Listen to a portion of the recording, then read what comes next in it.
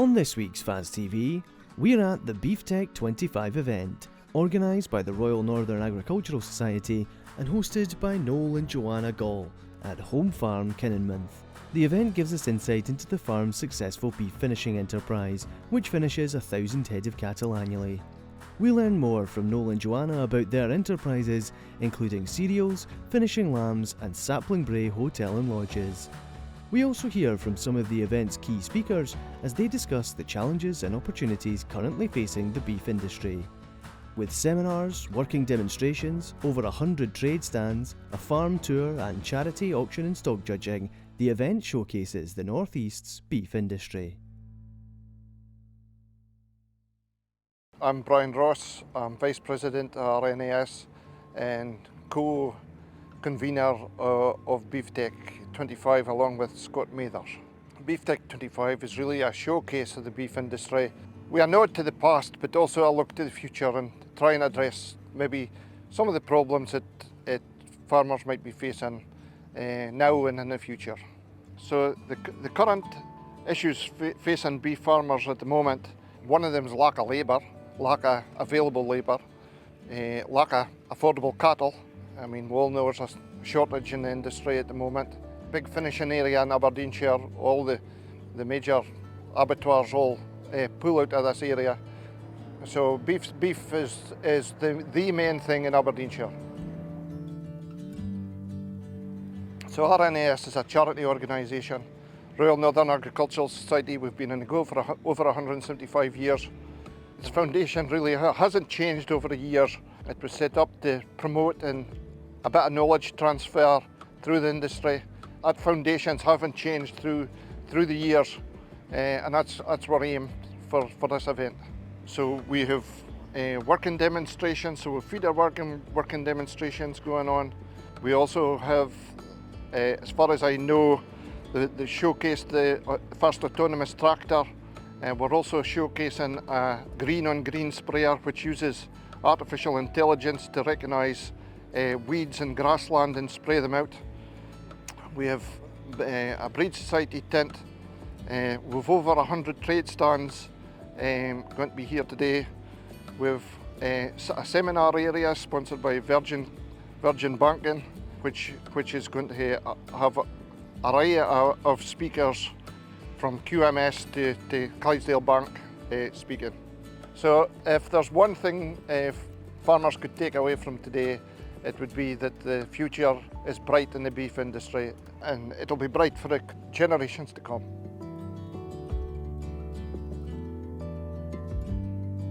Hi, I'm Noel and Joanna Gray. We're at Home Farm Kininmonth, which is just like 5 miles north of Mintlaw, and Mintlaw is like an hour north of Aberdeen.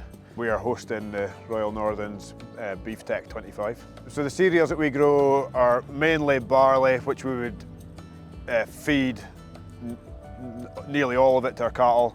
We grow spring oats, and we grow winter wheat, winter oilseed rape, and winter and spring barley obviously, and then we always have grass as well. And well, this year for the Royal Northern we grew some Italian ryegrass out here where we're standing, and it's performed really well. In October, November, we would buy about 850 store lambs out of Shetland. Just find we get a nice, clean, consistent lamb out of there, which we'll keep all winter and sell in the spring, closer to springtime, probably into February, March, until we would sell them. Well, there's only 20 odd, but we always had Cheviots on our farm where I grew up in the Black Isle. So that is something that obviously I'm very interested in. So I just wanted to have a wee satellite flock, I suppose, here. So they're just fitting in as a wee sideline at the moment, but maybe over the years they'll build up a little bit. Yeah, well, definitely breeding females. I think there's a strong market for that Cheviot Gimmer, and we do sell some tups as well. We would sell maybe 10% of our males would go for tups, and the other males would be, we would fatten them and use them in the hotel for our lamb supply.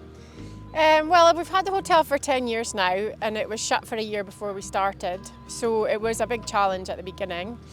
And it's quite demanding. It's quite a demanding industry, but we didn't go into it blind. Like that was my background, and so over the years we've built up a good team. We've built up a decent reputation, and I suppose just once you get onto that even keel, there are always things that crop up, always. But it's a little bit like farming. It's not a 9-to-5 job. It's a 24/7 commitment, really. So, well, we're just about self-sufficient in lamb. We always have lamb on the menu somewhere. We sometimes use beef from the farm, but it's quite difficult to do that because obviously the prime cuts are much more saleable than a lot of mince and dice that you would have to get through. But we do quite like to do that once in a while. And we are obviously very committed to the farm to fork, even though it's not our farm. We get all of our vegetables from just over the hill from here, our eggs from the same farm.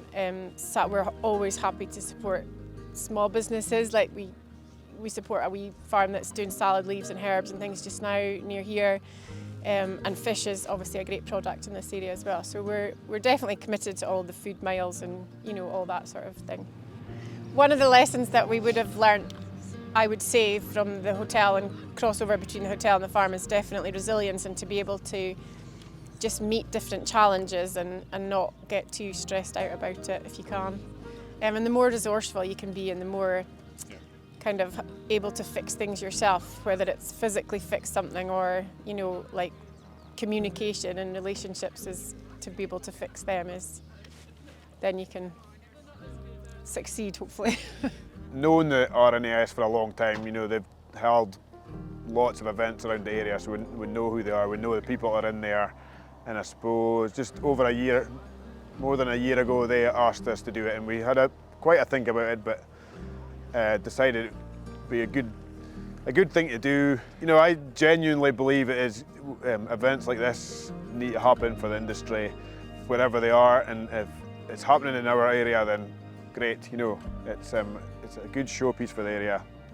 We just hope there's a lot of interesting things to see and that it catches people's attention.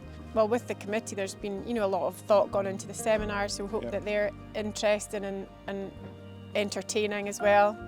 So BeefTECH 25, we think is good for the area. It's such a huge beef producing area of Scotland, and famously Aberdeenshire is a beef producing area of Scotland, and an event like this is a great opportunity for discussion and debate amongst the farming community, and the farming community love an event, a day out, because they don't get that many, I suppose, to gather.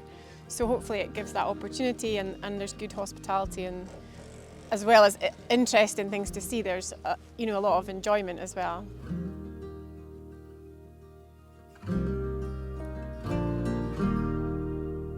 Our cattle enterprise is mainly finishing based. Try to kill around about 1,000 cattle a year. The majority of them go to Keepak at Portlethen.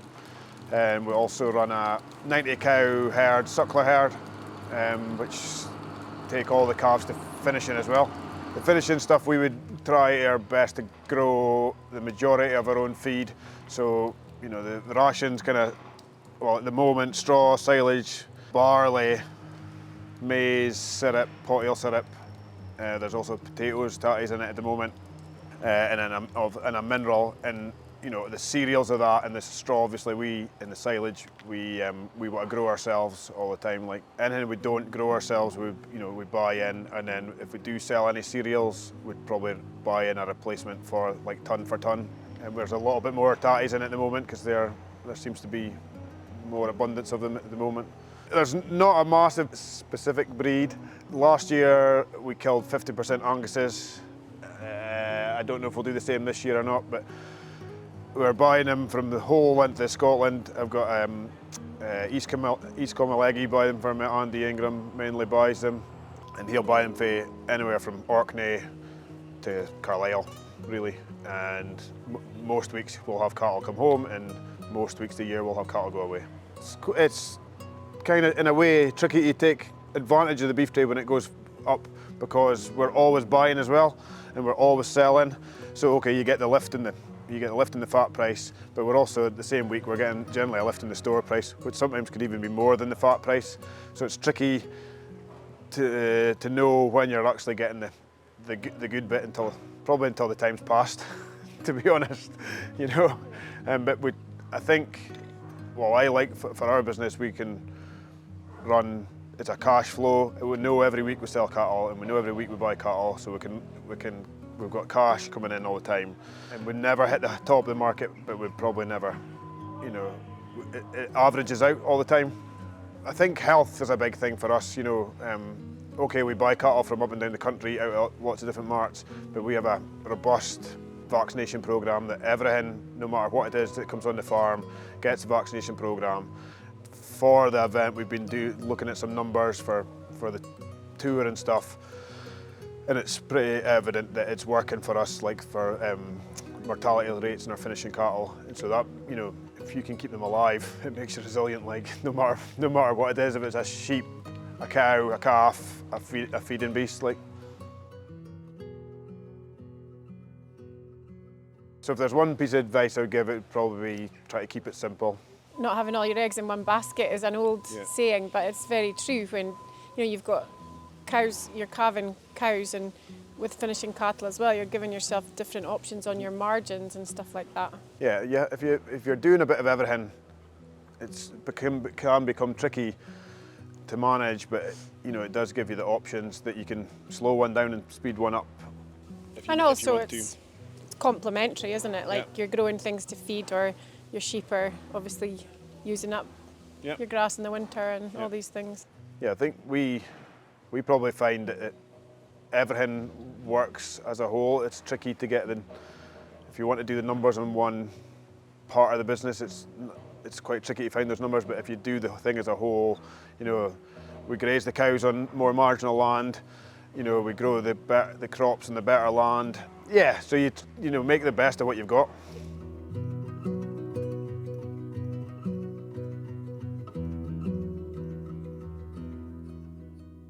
This is Meadows Vets. We're a mixed practice in the middle of Aberdeenshire. We've got a couple of centres in New Deer and in Old Meldrum. And we're truly mixed practice, about 50-50, large animal and small animal. We run an apprenticeship scheme where we try and employ undergraduate vet students before they qualify, so we can take them in-house and train them in their seeing practice or EMS weeks up to the level of being a Meadows Vet, and it's proving quite successful with a high percentage of all the staff here having gone through that programme. Well, I think when it all comes down to efficiency, and if cattle are going to be efficient, then they have to be producing as much as possible.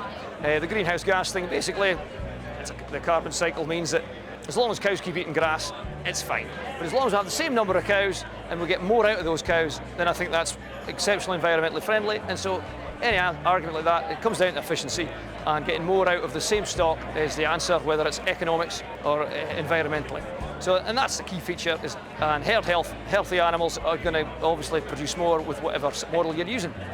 Some of the things we spoke about initially were some new drugs coming onto the market to obviously try and help with herd health. One of them was not particularly novel, but a novel combination. So it's a vaccination based on pneumonia control, containing an IBR component, a novel BVD component that we've not really had in the market in the UK before, and an RSV and PI3 component, which we've been using huge amounts of. But they've combined these four things into a vaccine called Divenspenta. We think it could be a very useful thing for weaning calves onto, because it will give longer levels of protection than some of the vaccines we are currently using very heavily. And the other interesting thing we're thinking about trying to use it for would be pre-calving cows. This would be an off-label use, but we think that this would be potentially very helpful. Farmers, suckler cow producers are finding it easier to vaccinate cows pre-calving, so that the protection is passed on to calves through colostrum, and that's an awful lot easier than having to chase around pens of freshly calved cows, which can be a little bit dangerous at times, and we don't want to add any more work on there. And stopping infections before they even get into the calving shed seems to make a bit more sense. So we're looking into that, and that could be quite interesting. Other product we looked at was completely unusual, possibly a complete gimmick, but we're going to look at it before thinking about it, offering it for sale. It comes out of America. It's called Therapies bovine appeasing substance. So it comes from the cow's udder. Calf rubs it on their head and it makes them calm, like having a cup of hot milk before you go to bed at night, just to relax you. If you're relaxed, your cortisol levels are lower, your immune system functions much better, and so does your vagal tone rises, and that makes you digest your food better. So your feed conversion and your feed intake should naturally be higher. And so it's quite an exciting product if it actually worked. It would be useful for fresh arrived cattle, wean cattle. So it's very interesting. We even did half of what it claims it do. I think it could be quite an interesting product, especially in Aberdeenshire in autumn and winter housing periods. I think it would be super helpful. So the 4-10 day calving interval, whilst it really only applies to about 13% of calves registered last year, it still brings it into sharp focus that you've got to get a tighter calving pattern for beef efficiency. It's a noble quest to try and get that done. And things that we can do are basically catching up with all the late calving cows that are maybe going to fall off the end of the cycle and barely get any time with the bull before the bull comes out, and try and move them into the middle of the calving cycle. We found in a trial we could advance the calving cycle. We could get cows back in calf within 35 days of calving, effectively moving them 2 months back into the middle of the calving pattern and extending their productive life. We found that that was particularly good in old cows. 10-year-old cows were very receptive to this combination of drugs that we used for that. Obviously, downside of cost. You've got to catch these cows 3 times, where you'd rather just kick them outside at the grass and let the bull have a quick look at them and see how they get on. But I think in the cost of buying replacement heifers, the loss of critical mass of breeding animals, we've got to save cows from the older cows exiting the herds and move them back into the middle of the calving pattern is, I think now with the value of beef, yeah, I think that's actually cost effective. Well, if you put the same in, you'll get the same back out. It's always worth having a punt on something. There's loads of great stuff here today, whether it's veterinary based or any other technology. Go in with an open mind and don't be too cynical, because yeah, it's worthwhile trying something new.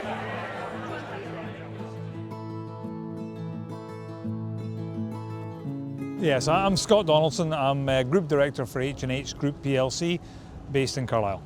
I think what troubles me the most is the way the suckler herd has declined over the last 15-20 years, and our reliance on beef from the dairy herd. And I think the story that the suckler herd, especially the Scottish suckler herds, the story it tells is top class. Well, the idea of cattle running on hill ground, for instance, where they add to the environment, the ecosystems, just by putting muck back into the ground, they create invertebrate life, your insects, birds, the whole thing links into a huge environmental plus point. We talk about emissions, but nobody actually negates the emissions with the good that the cow does. And I think what we're missing is that story. And the Scottish suckler herd, it's a fraction of what it was 20 years ago, was producing a high quality product on ground that can't be used for anything else. Yeah, the beef price has been quite interesting. We've had a huge rise in price from January to May. Things have started to drop off a little bit. A lot of talk about whether the consumer can cope with the lift in price. If this price had risen over 5 years instead of 5 months, I don't think anything would have been said. There is no doubt there's going to be consumer reaction, because we've been told constantly that we've got no money. The first thing they'll look at is the price of beef. Lamb has been talked about that way for years. But when you look at what a household spends on a lot of other stuff that doesn't keep them alive, in my opinion, beef's not dear. This has been brilliant, a real eye-opener for me. We go to beef events, sheep events run by the NBA or the NSA, and the RNAS have done a fantastic job here. The farm setting's amazing, but there's a huge crowd. It's really industry focused, and the people that are here want to see things about how they can improve their farm business, everything from environment to beef production specifically. So I'd say it's just a great event. I'm really, really, really impressed with it.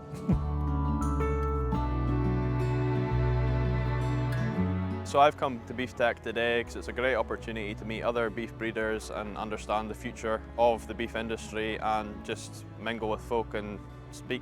I'm quite interested to see some of the seminars, also the society stands. It's always good to see the different animals on the stand and just get a chat with the society people just to see what place their breed's at. Well, I've came to BeefTECH today because, well, I'm a butcher and I feel this events are important. Seen it from the start, we're on a finishing unit, so it kind of brings everybody together, it keeps everybody up to date with what's going on, and basically, as well as that, it's a good social day. I think because it's been an early spring and everybody's up to date, and it's just a good chance to come in here, seeing the trade stands, but also just speaking to folk. As a butcher, I hear the farmer's story, and I can maybe say my story to them. So no, it's a good day and it seems to be well attended and good stands, and hopefully everybody's learnt something and took something away from it. I've come to BeefTECH today just to support the farming industry, just to meet clients, meet fellow farmers. It's just a good event, just good to support the farming industry. BeefTECH today has been a brilliant event. There has been a huge amount to see and do here at Home Farm Kininmonth. There has been workshops, there's been seminars, there's been a tour, there's been various different stands, there's machinery, there's breed societies. There's a huge amount has gone on. Brilliant to have an event like this and the RNAS doing these within the northeast of Scotland, and it really showcases what we can offer here for agriculture in the northeast. The farm that we're on today has been a brilliant host. There's a huge amount going on here. It's a really typical farm for the northeast where it's mixed. There's arable, there's sheep and there's beef, there's finishing enterprises and there's suckler cows. The different things that have really come out clear is that there's a huge attention to detail by the family on the different enterprises. They've got a real eye on performance, and they've really implemented low cost and low input systems that's made them the business they are today.